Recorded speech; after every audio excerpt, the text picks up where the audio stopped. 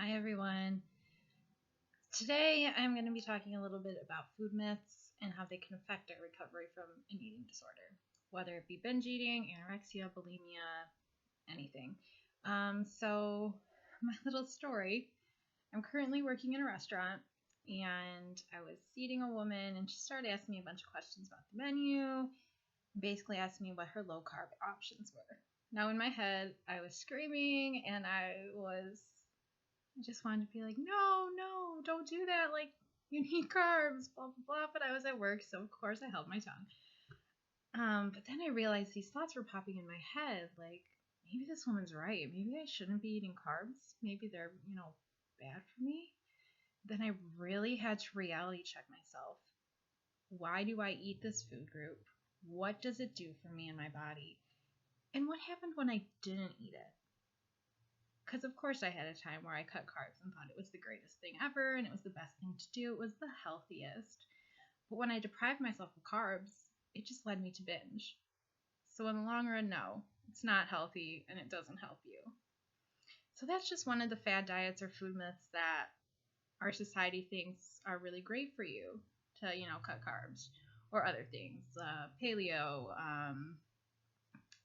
no sugar, gluten-free, which is fine if you have an allergy to gluten, but if you don't, it's not necessary.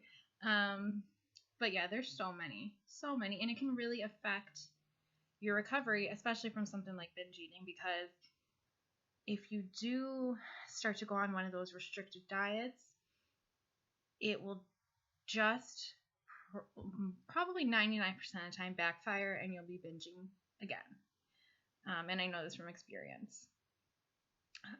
So these myths that we believe about food, we really need to just get out of our minds, because to truly recover from an eating disorder, you need to eat in a balanced way. And I know that's different for everyone, but balanced means involving every food group and not being scared of it, because they all play different roles in how our body works, how it gets energy, and how it makes us feel. So really what I've started to do is just reframe it. And like I said, why does my body need this food group or food in general? How does it make me feel?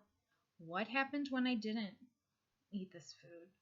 Why do I eat this food? So really the why do I do it and what happened when I didn't do it. So you can really reality check, why is this good for me?